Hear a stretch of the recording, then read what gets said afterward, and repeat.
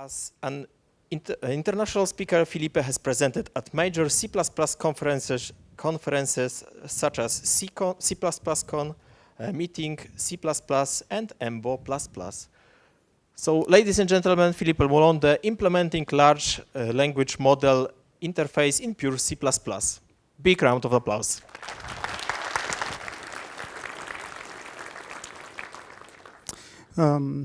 Thank you very much to be present here. As I said, my name is Filipe, and so I was curious about how these large language models work, and I step up to start understanding it, and then I feel like I think that's something interesting to share.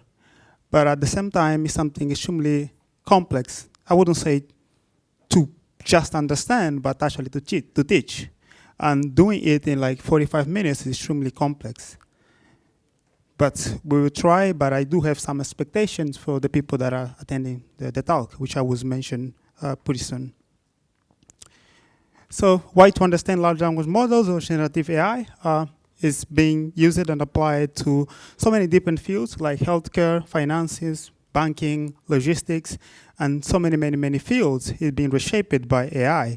And in fact, if you look at the transformer architecture in these days, it's pretty much used in most of AI tasks, regardless if you work with images, text, or any other type of data, such as graphs, for instance. So I think there is a good reason why we should try to understand what's going on, because I think it's one of the most is one of the technologies that created one of the highest revolution we see in the IT field. So of course, all of this is done by transformers, but of course not this type of transformers. And then we can jump to my expectations. As I say, 45 minutes to talk something as large language model is almost impossible. So I do have some expectation for the people that are attending the talk.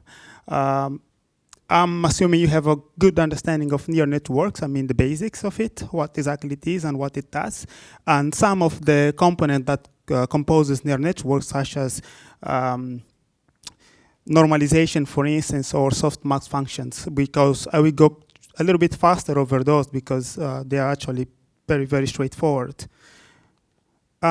This talk is completely inspired by this GitHub repo. And I also encourage you, if someone wants to get to know more, to check that. This implementation is in C. And you can also check his YouTube channel to follow his series of talks, which are actually quite rich in content. What are we going to be doing in this presentation? We will try to build something like this. But the thing that we're going to build will be slightly different, because we don't going to expect a prompt. We just going to assume that we have a trained model, and we're going to feed the first token of this trained model into our transformer, and from there we start auto-generating text.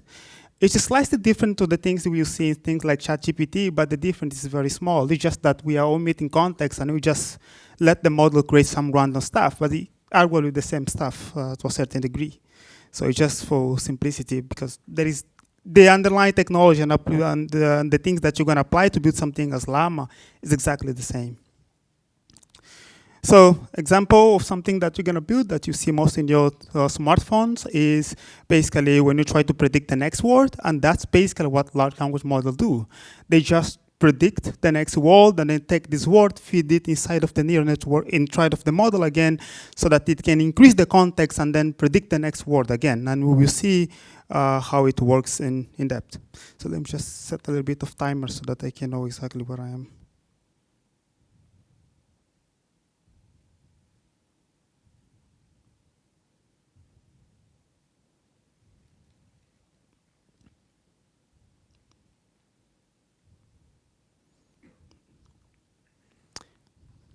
Okay, continuing.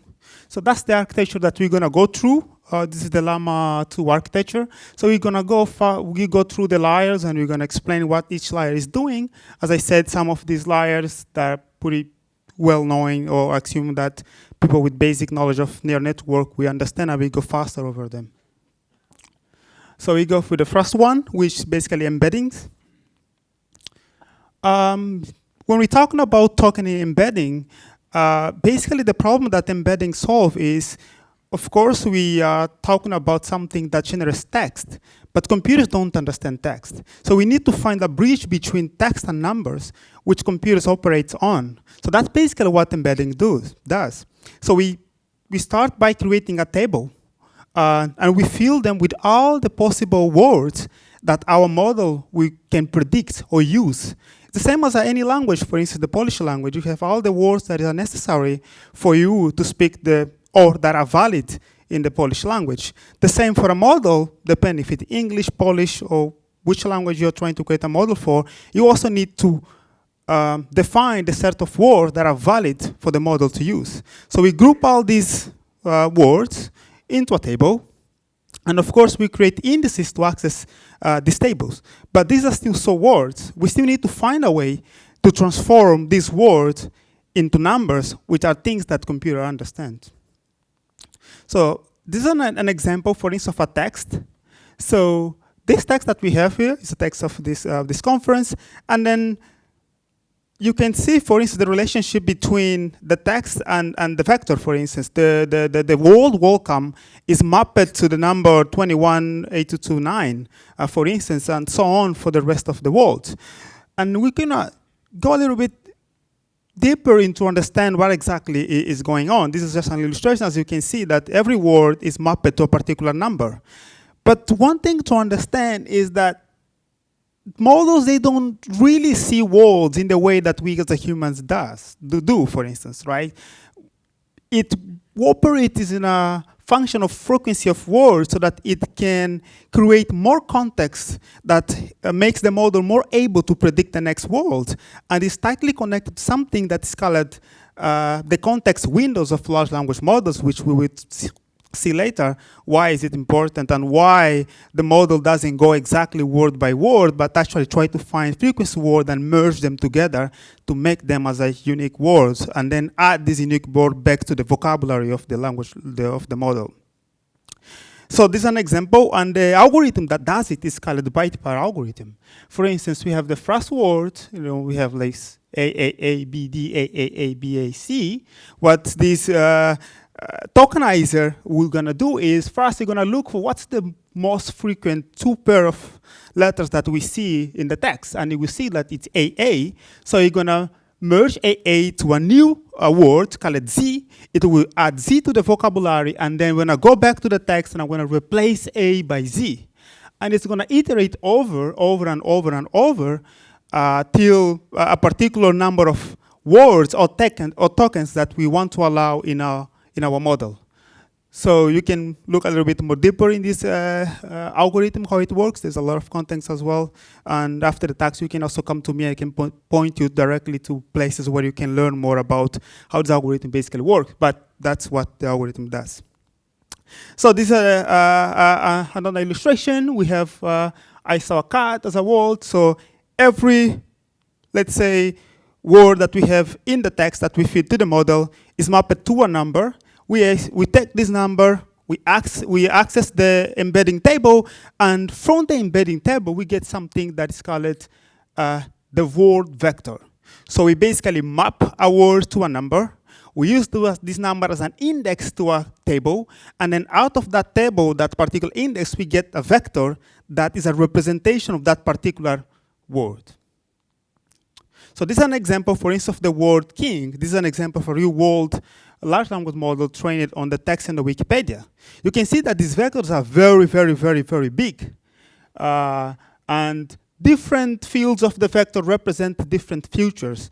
For example, nobody really knows deep inside of the model what are these futures or what they are represented, but everybody has an idea of what potential these futures are. For instance, depending on the test that you can have. For instance, each position in the vector, for instance, some of them can be something like the masculinity, the femininity, the age, and so on. Those are features that are inside of this vector that allows the model to identify exactly where to map that particular word in that particular space of vectors. One thing that we can do as well to see the similarity of words, we can try to add colors to different values in different places inside of the vector itself. For instance, if they are close to 2, we paint them as red, and then if they are close to 0, we add them as a white, and if they are close to -2, we paint them as a blue. Why are we doing that? Well, because this can help us to visualize what the model is doing. It's not just taking any index of world and mapping it to a random vector representation. These representations are learned during the time that we're training the model. What the model actually does, it sees like if one word appears similar in the same position all the time or through the training, then it's the model during the train, what we're actually doing is mapping similar words so that they can be close in that space of vectors that we have. So for instance, it's very useful for us to see that queen and woman appear in similar contexts. That's why you see the color palette between queen and woman is kind of similar. The same for girls and boys and men and king and queen and queen, for instance. But when you look at something like water, it's a little bit different than we're gonna see something like queen, for instance. Of course, all of these have a bias depending which text you fit into the model. And an example that we can have here is that the model not only learns how to map similar words that appears in the same context close in the space, but what actually it does is also learn relationships. For instance, the model learns, for instance, when you take the vector that represents women, and then we subtract it with the vector that represents men, and then it gives you a vector that actually gives you a direction in the space that actually means gender. So at the same time, when you do something between niece and nephew, to find that the opposite gender of nephew, you just follow the same direction as we get, for instance, from men and women. So that's why we can see that actually the model is learning relationship between words, and different direction in the space means has a meaning. For instance, as we can see in this picture, one of these directions is basically gender. And the way we use actually to calculate the similarity of words is basically calculating the dot product between two vectors, and then we can see if the words are similar or not. And one idea of large language model is the core idea that I want people just to take out of here, if you don't take anything out of this, is basically the idea that we're trying to do is we're trying to predict the next word based on the last word in the sentence. But the question that we need to ask ourselves is, okay, we have many other words in the sentence as well. Can these words that we have prior to the word that we're using to predict contribute to the meaning of the word that we can predict? For instance, you can have the phrase American shrill mole, and then you have one mole, and then take a biopsy of the mole. Language are very ambiguous. If you take this word representation and give it to the in the embedding table, you're gonna get the same vector representation. But these moles represent different things. What can we do so that every mole that we have in these worlds represent exactly what it's supposed to represent? So that's an example that we can have here. If you fit the mole into the embedding, you get the same vector. But we certainly talk about different moles, and what the language model or the attention mechanism of large language model does is exactly to help the model understand which particular mole we are talking about. In other words, is to take that mole or that vector, change it in the attention mechanism so that it can point to the direction or to become the vector that actually represent that particular that is enriched by the meaning of that particular sentence so that we can use to predict the next word. So we're gonna jump a little bit in the code, and the way I wrote this code is trying to make it very easy because I'm trying to balance between theory and implementation, and also want to make it as clear as possible. And as I said, for some parts of the talk, I will go really fast on things that I assume that are very straightforward to implement. So we start with defining some vectors, and these vectors that we're trying to define is basically we're just trying to create a different hierarchy of data types, and then the maximum one that we have is a 3D the 3D vector that we're gonna use, for instance, to represent the matrix of weights and so on. As I said, we are assuming a pre-trained model that we're gonna load the trained weights and parameters out of a file, and then we just basically implement the inference. And then we have the first struct that we have is a configuration. We have the dimension of the world, so the embedding that we're going to operate on, meaning like the world, the maximum size of a word that we can feed in the model.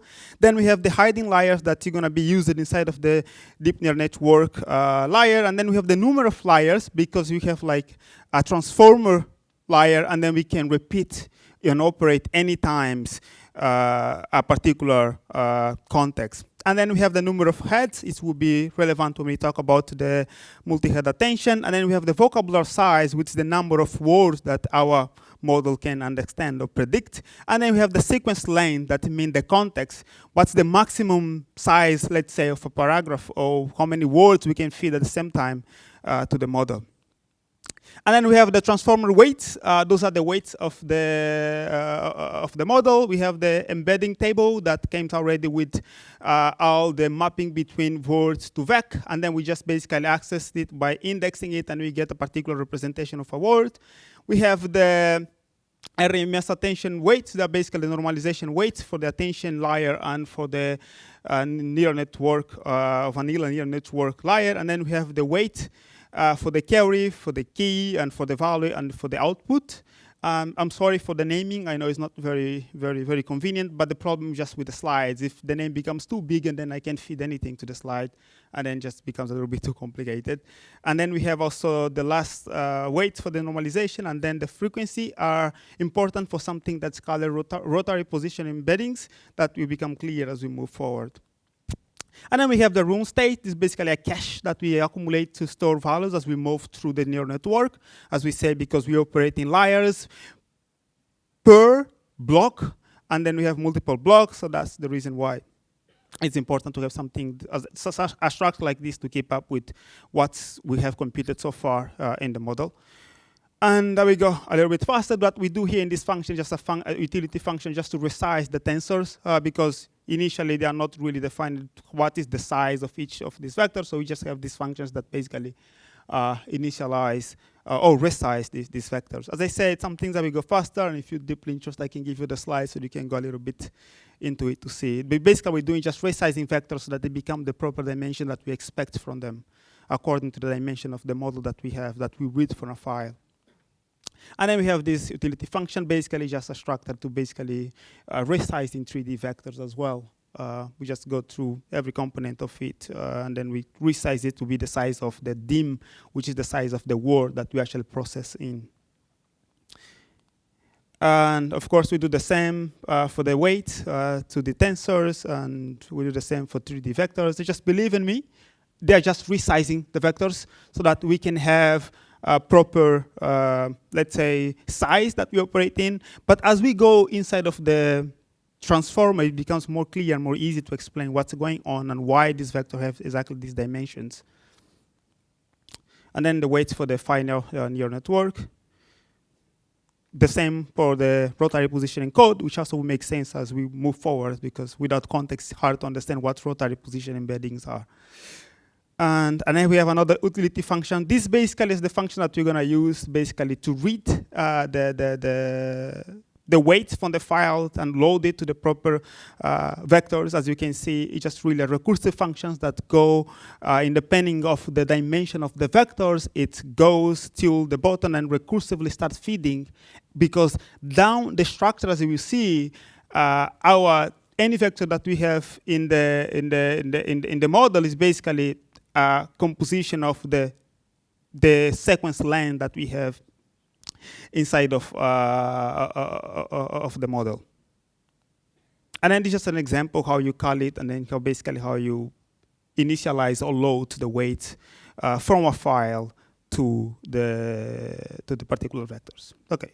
So now let's give a more concrete example of what we're trying to do. Of course, I took this example from the three blue, one brown example. We have this test, a fluffy blue creature rumored to the verdant forest, right? What our model is trying to do is, for instance, we have a fluffy blue So we have words adding context to other words. For instance, if we have the word blue, if we're trying to predict what's the next word that comes after, we can see what the other words before that word can add to me so that I can predict more accurately or know exactly what I represent. So then you can see the word A and fluffy, when they add their representation to the vector blue, this vector becomes blue and becomes fluffy. The same things with the verdant forest. As you can see, when we add this representation of the verdant to the vector forest, then the model becomes more aware that we're actually talking about a verdant forest, and then it can predict more accurately what is the next word. So we're going to start really going a little bit deeper in what self-attention means, and basically we need to make these vectors to talk to each other so that they can update the meaning of each other. For instance, we have a fluffy blue. So when we predict the next word, like creature, you can see that now the creature becomes blue. Why? Because now the vector fluffy and the vector blue have talked to each other, and the vector fluffy was relevant or attended to the vector blue, and it enriched the content of the vector blue so that the model can predict that the next word is a creature, but this creature is blue. The same thing with the forest. For instance, when the vector that represents forest talks to the vector that represents verdant, after we compute the dot product in that space where they are mapped to, it seems that the dot product of that of these two vectors is relevant enough. So then this verdant update the vector of forest so that when we predict from verdant to forest, we predict a forest that is actually green. So these are the self-attention in a bit more of detail. So let's assume we have a context of two, or a context length of two. We have two words, thinking and machines. So the first thing that we do is, of course, we tokenize, we convert these words into numbers or index, and then we use this index, we're gonna access the embedding table, and for the embedding table, we're gonna take a vector representing each of these words. For instance, we have the x1, and then we also have the x2, represent a vector representation of these two words. After that, what we need is we need a different weight, the matrix weight that we call the weights, that we call them carries. And then what we do is we multiply these two embeddings, or each of the words in the sentence, by this carry matrix, so that we can get carries from this.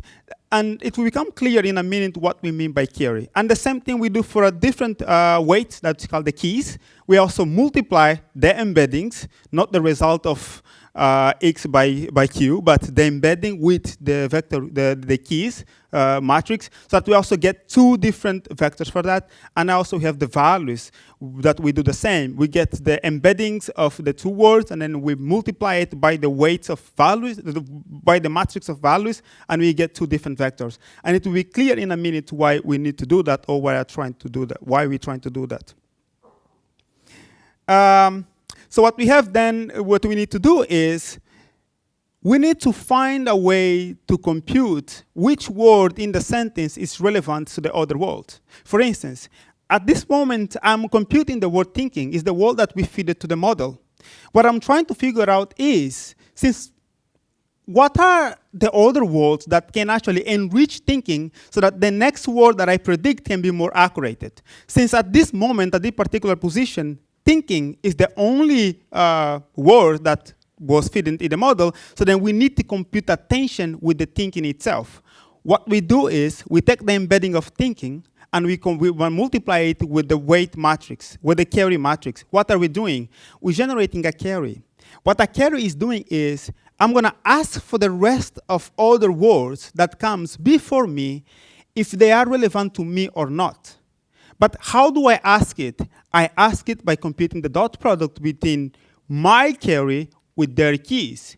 The keys that we also computed from the other words that comes before the word that we use to predict, they are, in a way, they are saying to the carry, look, that's what I am. Let's do the dot product and find out if I'm relevant to you or not. So So that's what we're doing here. So at this particular position, we still don't have any other word but just the word thinking. And so we do it by thinking itself. So we compute the dot product between the key and the carry of the embedding of thinking itself, and we get a value. And then we do the same for the machine. Because at this point, we're trying to find out if the machine embedding of the carry, and we use its carry to compute if there is relevance between thinking and machine. So that's basically what we're doing here. And then that we need to do, we need to divide it by the size of the, let's say, of the row of this matrix, or the size of the embedding that we're computing. And then after that, we're going to apply softmax. Why we apply softmax? We apply softmax because we're trying to find weight. Because we don't want, if the dot product between two different words is too small, we don't want you to update. Let's say, for instance, if thinking that has no influence in machine, we don't want thinking to influence machine. So for that reason, we're going to multiply, that, as we're going to see in the next steps, the value matrix of each embedding as well, so that we can actually create a more enriched representation of each word, and we should become clear as we move forward. So we have, at this point, we have the softmax of thinking with thinking itself and thinking and with machines, which means the softmax here is representing how much each of the words in the sensings is relevant to each other. So thinking is relevant to thinking by 0.88, and we see that machine is actually not really very influent, or let's say we don't see machine and thinking during training much to be close or appearing in the same context. So its dot product is basically 0.12. So this machine should not influence the representation of thinking too much. So this is basically then where the value matrix actually comes in. What the value matrix tries to do is, okay, I have the word, let's say, blue and fluffy, and I want to create this vector that is here, fluffy blue. So then I take the word, the embeddings of the word blue, I multiply it by a matrix called value. So basically what the value is saying is like, if this blue should influence any word in the sentence, how this blue should look like. So that's basically what this value matrix is doing.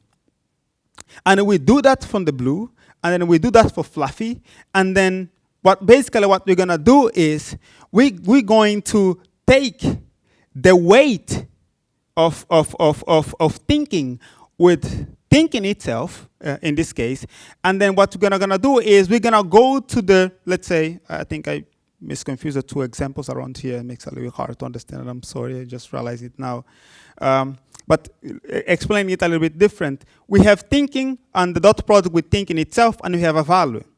And we have machine and thinking dot product that we also have it as a weight. So we have two weights, 0.88 for thinking with thinking itself and 0.12 for the machine itself. Then we take thinking and then we multiply it by the value matrix and we get a matrix, right? Then what we're gonna do is we're gonna take the value of thinking, like the weight that we got from the dot product between thinking and thinking itself, and we're gonna multiply it by every entry of the result of the embedding of thinking with the value matrix, so that we can have, a weighted manner of influencing vector. That's what we're doing here. And we do the same with machine. We take the embedding of machine, we feed it to we multiply it with the value matrix, and then what we do is we take then the dot product of the thinking and machine itself, and we apply the softmax and the division, and then we also multiply the every entry of the resulting vector of machine times the value matrix, so that we can have a weighted way of influencing it to the word thinking, as it will become clear as we move forward. So we can have this represented as a matrix multiplication. For instance, if we have two embeddings, we multiply the two embeddings, or the every word that we have in the sentence by the carry matrix, creating a carry into the rest of the sentence, and a way to ask every word that we have in a sentence, are you relevant to me? And then we do the dot product to actually know how relevant they are to each other. And then we have also, for every embedding, we also do multiply it by the carry matrix as a way to respond to the carry. When I receive a request of a carry coming to me and say, hey, who you are, I need to show, hey, I'm this key, and then we compute the dot product between both to understand how are relevant to each other. And then we do to the value, which the value is basically saying, if I'm actually relevant to someone, who should I look like, or what representation should I have to actually add meaningful representation to the other word? And basically, that's compute what is called the self-contention that we have. We have the carry, and then we basically transpose the key, and then we basically do dot product between the carry of every word in the sentence by the key of every word in the sentence as well, and then we do a weighted, taking the dot product between these two that to basically influence the value that we get by taking every embedding and multiplying that by the value matrix. And what we get in the end is the Z matrix. This is what we call self-attention. Talking about multi-head attention. So multi-head attention, basically what it does is, instead of taking an entire query and compute it for every other word in the sentence, what we do instead is slice the carry into multiple pieces, and we also slice the key into multiple pieces, and then in parallel, we can actually compute the same thing. So we can have multiple heads looking for the same thing. And every head look at particular part of the representation of every embedding, doing exactly what I explained before, which is the key and the dot product between the carry and key, and as well calculating how words should influence each other. So, and then basically we concatenate the results coming from every head. So this is then, after we have this representation that we can after the concatenation of every head, we multiply it by another weight matrix, which the weight 0, the weight matrix 0, weight matrix O, meaning the output, so that, remember, when we are in the multi-head attention, we are computing in the small subset of every carry and every key, but the model operates in the size of the embedding. So basically what we do with this output matrix is multiplying the result of we get from the multi-head attention by the output matrix so that we can map this vector back to the size of the model. And this is basically an illustration of the multi-head attention. We have an input sentence. It's called a thinking machine. We calculate carries for every embedding in the sentence. In the sentence, then we calculate the attention using the key value and the carry matrix, and then basically we do it across multiple heads, and then we multiply it by the output matrix to get a final representation. And this is just a single layer of multi-head attention. So this is basically an idea of what's going on in every word. You can see, for instance, how much each word prior and after it, depending on the type of attention that you can have, can influence this particular word. And then what we did is self-attention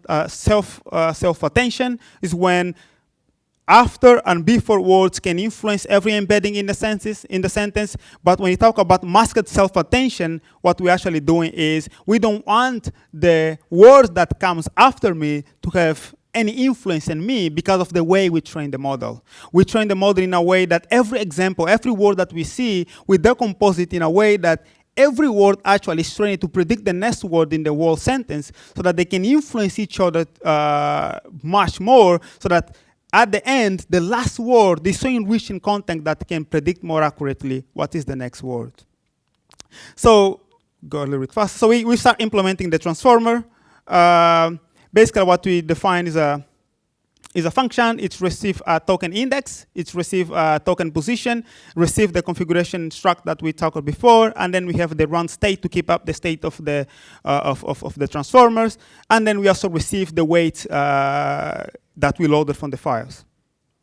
So we are in the first phase of it, which basically means let's load the embeddings. And then what we do basically, we just implement, we call SED copy. Basically, we pass the weight embedding table, and we basically move the particular embedding using the particular token index basically to the state component of the state object. That's basically what we do. And then at this moment, the state X holds the embedding of the first word we see in the model. Then we need to configure particular things in the model. So starting, we need to define a dimension. Of course, we take it from the configuration. It's basically the size of the embedding or the size of each word that we can have in our model. Then we need to decide the hiding dim, basically the size of the, we have this neural network, and then we have like the hiding layers. So we need to basically decide how many neurons we have in the hiding layers. And then the head size. The head size meaning, like, as we say in multi-head attention, we have multiple heads. We're trying to figure out how long should be the subsequence of each carry and key each head should work with. That's basically what we're trying to do here. Then we start the first iteration in the loop. So basically, we start iterating over multiple layers. We say we have a parameter layer, so you're gonna iterate over all of them. So we move to the next part. Basically, we're gonna implement the RMS norm, which basically it does is the normalizing layer. It's not a batch normalization, it's a layer not normalization, which does, it's normalize basically activations per layer. Why it is important? So basically, we're trying to create somewhat a more stable behavior for the model during training. In other words, we want that the changes that we causes in the model after we update the parameters using break propagation, we don't want it to be so different that the model didn't saw it before, so that it forced the next layer to retrain again to adapt to that. So it basically creating a way of creating a distribution that is much more easier for the model to learn during training. So basically, that's the equation for normal normalization. And now we go straight past to this because I assume most people here know. So we basically what we do is we compute the sum of squares, as we see in the formula, in the formula over every activation that we have in that particular layer. And after that, we basically compute the inverse, basically different that we have in the formula, just to have more computational stable, so that way we can avoid division. As you can, if you want the slides, I can pass you so you can see exactly what we're doing here, exactly what we have in the formula. And then basically what we do it, we apply it. We get back to the layer that we work on, and then we apply, we call this function normalization, that basically normalize the whole state of the vector x, and then pass the value to the vector b, to the vote xb. This is basically just a buffer. And then we start with another utility function that we're going to important to us. Is basically perform vector and matrix multiplication. Just take a vector and then basically takes another matrix. It takes the vector and compute it with every row of a particular matrix. So that way, just call the STD inner products to perform that. So it's a very straightforward function for vector matrix multiplication. Then, but basically what we're going to do is, as we saw before, we need to compute the k, the carry, and the value. And to do that, we basically take the carry matrix and the state key, that meaning the k in this particular state of the model, and then we pass a state xb that's basically going to hold let's say, the normalized vector that we normalized it in the prior slides. And we do it for the key, we do it for the carry, and we do it for the value. So for every embedding, after normalizing, we compute the carry, the key, and the value. And then we move next.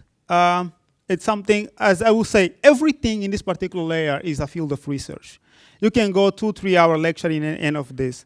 So I'm trying to find a little bit of balance between both. So we tell something that's called rotary position encoding.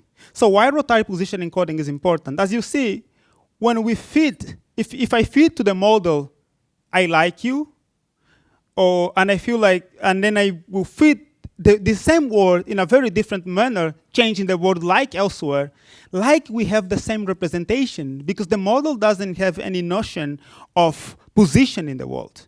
So we need to find a way of giving the model a way of understanding the position of the words, which matters in the way we speak language. And we want these models to somehow understand, we want to understand what these models are basically doing. So that's basically what position encoding does. It gives the model the ability to understand the position of a particular word in the sentence. And what the rotary embedding position does is it basically rotates the embedding vector based on the position of that embedding in the sentence. That's basically what it does. But as you see, the vector representation of the embedding can be very big. So we need to find a way of doing it basically in a subset of that particular embedding representation. And what rotary position embedding does, it applies it at a subset of 2. So if you have a after we compute, and we do that to the carry and the key of the particular embedding. So then you have a key, for instance, that let's say 300. What we do is every pair we apply a particular, we rotate it by a particular Q and M, which is the position of the embedding into the sentence. Basically, this can be represented by this, this particular matrix multiplication. A formula, as you can see, we have like cosine and sin. As I think it's something really that can take us hours to really to understand. What I want to understand is just a way that we need to add the model the ability to understand the position of the word, and the model need to have something like that so that it can see the pattern occurring. For instance, if I have a word that always is manipulated across different positions, the model can understand how this particular word change. But for that, we need to do it in a predictable way. So matrix rotation, that's what we do basically. We take 2 subsets of the carry and the key, and we rotate them according to their position. As the model see this model, this pattern, this predicted way of this vector moves, it learns this position, and the fact that we add to the representation of the carry and the key means we are influencing the meaning of the key so that the key doesn't become the same when it's before or after a particular word. That's basically what rotary positing embedding is doing. And we do it in a pair inside of the K and the key. A more computational efficient way of doing that, as you can read in the original paper, is basically this. You have like 2 vector multiplications and then basically a sum. So basically, that's what we do here as a rotary position embedding. So we basically go to every key, for every red that we have, we go through the red size, for a particular head size. We go to, and we increase the loop by 2 because we are operating in pairs. And we basically access every pair for every particular head and particular 2 position inside of that representation. And then we basically apply the formula that we saw before. And here we divided by 2 because the way we stipulated or loaded the decided the resize of the weights for the sin and cosine functions is that it should be the embedding divided by head and then divided by 2, because for every pair of keys inside of the representation for each particular red, we don't want a particular parameter for each of them, but for 2 of them. That's why we divide by 2. And then basically we finish computing the formula. And this is basically the whole implementation, as you can look at it as if I can pass you the slides. And then what we do next is basically just to compute multi-head attention. As I already explained it before. But before we do that, we need to actually look into something. As we explained it before, for every word in a sentence, let's say we have 3 words, like in this case, machine learning is fun. For instance, you can see that since we predict from the last word, predicting the next word, and we need to compute attention across every word and every carry at a particular stage in the function, what we need to do is we need to find a way of caching it, because otherwise we keep repeating the same computation as we move forward. And that's basically the concept of key caching comes from. It's just a cache that we can use to cache the carry and the key dot product, so that it's a way that we basically cache for every embedding, the key plus the key matrix and the embedding multiplied by no, sorry. The key multiplied by the Q matrix and the embedding multiplied by the Q matrix is the key that we get, and then the embedding multiplied by the value is the value that we get, and we basically cache them. So this is basically a cache for it.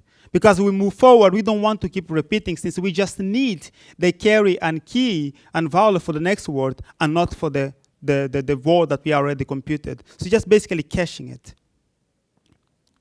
So that's basically, we just call SD copy and then basically copy it to a particular cache. It's a 3D vector. In this case, we have a layer, we have a token position. There was a layer, and then in that layer, we access a particular token position that we pass it to the key cache, and then we basically save this particular entire. We copy this particular key and value inside of the vector. So then basically what we do here, we basically compute the attention scores. We go for every head that we have in the code. And basically we go, and then the second loop, what we call is basically a time step. Basically what a time step does, it's basically is a way to capture in which word in the sentence we are. For instance, when we have like two words, the first attention will be just the first word, attention with itself, and then we will form attention between the first and the second word together. And basically this loop, what this loop is doing, just basically computing the attention cross. Basically what it's doing is taking every key and every carry of every word that we have computed so far, and then we store it to the state attention, and we index it using the time step variable. And then after that, basically what we do, we apply softmax. Of course, as we say, we have the dot product, but we need to apply softmax to the dot product because the attention score of one word across every other, of one carry across every other keys need to be normalized so that they can add to 1. So that way we do a particular softmax across the dot product of a particular the key of a particular embedding that we processing across every other key that are in the sentence so far. And this is basically how we compute softmax, and I go faster into it because I have not much time. Softmax, and then basically we apply softmax. We call the softmax function, and then we apply softmax in the attention. And then we have basically the transform where we compute the attention weighted sum. Here is basically what you're gonna do. Now we're gonna take that weighted after softmax that we have to see how much each word can influence each other. And we basically do it in a way so that we can have, and let's just go an illustration what we're doing here. We want every word, right? We have like the first word, its embedding, we take its embedding, we multiply by the carry, you get its carry, and then we multiply by the very key of the sentence that we have computed so far inside of that head. But the way we need to do it, we need to concatenate these results. So that's why we can see how these vectors are influencing basically the carry. So that's basically what we basically doing here. And we do it per head in a way so that we can concatenate the results so that in the end we have the result from the head Z0, head Z1, and then head Z7. So basically, that's how we implement multi-headed attention. So basically, and then we basically start moving, and what we do, we take the head result and then we multiply it with the 8 output to move the vector that we get out of the multi-head attention, because remember, they're operating in a lower dimensionality, so that we need to map them back. And then basically what we do next, we basically apply residual connections. So just a way to help the model to remember what was the input coming from the previous layer. That's how we apply it. We just call this the transform, and then we transform by applying the input to the output that particular layer. And then we have basically again, we apply again basically normalization to this particular layer. And then what we do next is basically we compute a feed forward neural network, as you can see here. And then we have a 6 loop basically, which is the function activation, the non-linearity of the feed-forward network inside of the attention block. As basically that's what we do. We basically apply transform, and then we compute that particular formula that apply, which is basically 1 divided by the sigmoid of the particular activation at that particular layer. And then after that, we do again non-linearity multiplication to the model, and then after that we add another residual connection to the input.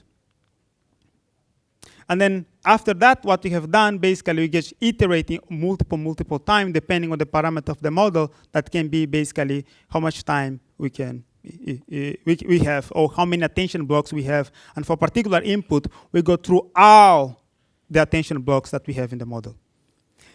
And then basically we apply the final normalization, as we saw in the architecture. Moving forward, we apply the nonlinearity. At this point, what we're doing now, we're converting the value that the logit, we're converting the normalized vector to logit, which are vector that we're going to use to apply softmax to, so that can give us the probability of what is the next word. So then we're going to need some functions to help us with that. So we have a sample function, which is a function that we're gonna use to basically sample what's gonna be the next word. So we have a random we have a random device, and then basically we're gonna create a pseudo-random number generator, and then we define what is the distribution of this random number that we're going to distribute. In this case, it's going to be uniform between 0 and 1. So we create a random we create a random variable called R, and then we sample from that distribution. And then basically what we do, we have the logit, basically add the probability, and then basically we return the value that if we have this, how can I say it? We have this function that we call CDF, or basically a variable that we have, and we're basically going to sum all the probability or logits that we get to the last layer of the model. So then we're going to stop it, or stop this loop iteration every time the CDF is higher than the random number that we predict, and then that's the number that we basically return. That's the index in the probability that we're going to return, which means it is the index of the next word that you're going to predict in the model. And then we just basically have argmax, and I will explain why we're going to use argmax, basically. And then basically we are, in the end, and basically just to apply softmax. So what we do is we define an int, a token, basically the first token that we're going to fit in the model. In the large language model is called BOS token, for instance. What we're going to do, we have the position. We start with 0 over the configuration that we load from the file that determines the sequence length, and we iterate over it, determining what's the biggest sentence that this model can generate. We pass the token, in this case is the first token. We pass the position, in this case the 0 position. We pass the config and state. I'm assuming we loaded that from the files already. And then we pass the transformed weights that we load them from the files. Then what we do, we define a particular integer that's called next. Why is it integer? Because basically we need to use it to index. And then basically we have the temperature just to determine whether we're gonna use argmax. Argmax gonna do is it's gonna go to the logit and pick it the highest probability that we have, because the model output is the size of all the words the model can predict. And then we see which logit or which words is the most likely to be predicted, and argmax is gonna take that one that have the highest probability.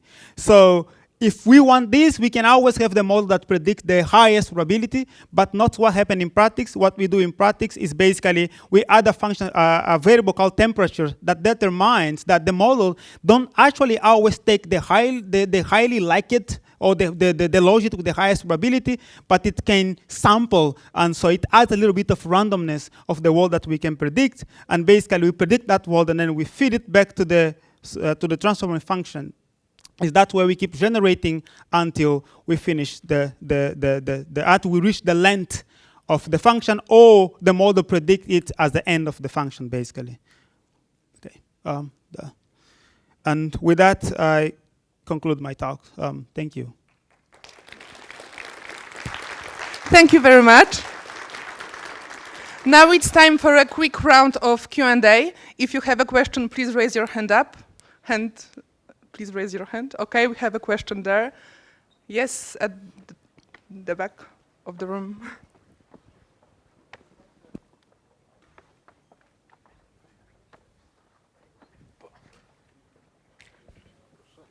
Hi, thanks for the lecture, it was pretty cool.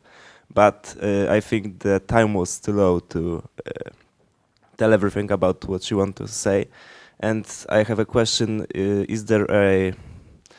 could you like share this slides with us so we can like take a look at it in our homes in chill environment? Yeah, that was, I would say, I take it as experiment. If you see many people talking about implement large language model, you see it take like 4 or 5 hours. And that's why I say like I will go faster because I assume people have some background, but of course I can definitely share it. And that's basically what we can do. But I also plan actually to create a series that go into really deep details and instead of just trying to wrap up everything. As I said, every field that we have inside of a transformer is a field of research.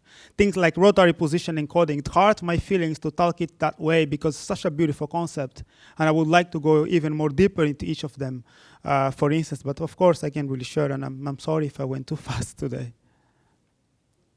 Okay, we have a question here in the middle of the room.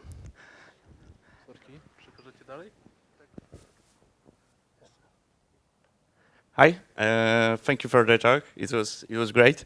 And I have a quick question about the rotary position embedding, because I want to make sure that I get it right. And we can say that that with that we rotate the embeddings of the word to fit the context of the sentence. Is that right? Yes. So basically, so for instance, when we speak in a normal language, we have this word can appear in very different positions, right? For instance, the words I like you and I don't like you. You see the word like, it means different things. In one side, it means I like, another one feel like I don't like. But if you don't, the model need to say like, when like appear in that position, it's very like means I don't like what's come next. And when like appears before, the model needs to understand that it actually likes what comes after. So that basically what you're doing is gonna get a hint to the model. Look, this particular, the impressive things about large language models is all about numbers and vectors and changing representations, right? Have these different fields that we have inside of the model, and basically it's like a machine, you keep tricking the embeddings so that they can mean different things. That basically we're gonna do. We're gonna have a different, let's say, vector representation that actually tricks that embedding so that it adds the semantics of position. So that's basically what you're trying to do. And the complexity here is like, you have two things. In one side, what you want is, okay, I want the model to understand, right, the position where the vector appears. But if this value that I add, for instance, in this vector is too big, then it messes with the semantics of the vector itself. So if the vector representation of like, you have another vector that representation of the position of like, and we add together, so it's all numbers, mixing up the representation, the position with the meaning of the word, which doesn't work very well. If you go to some sinusoidal position embeddings, for instance, that's where people move to rotary position, because what rotary does, it just rotates the vector based on the position, and it conserves the dot product between the two vectors, which is the carry and the key. So that's why it's being highly adapted in the field. I don't know if it was. Okay, so it also rotates not only the embeddings, but also the key and the... no, okay. It only rotates the key and carry. And the key and carry, okay. Yeah, because if you look at the key and carry, the representation of the embedding itself, so all of them make sense. Okay, so it's not rotating the embedding, but only the carries and the keys. Okay, yeah. Okay. But also I have the question why it doesn't rotate the value. Because there is also the value vector for every word, yes? Yeah, but if you think about the value vector is the thing that we want.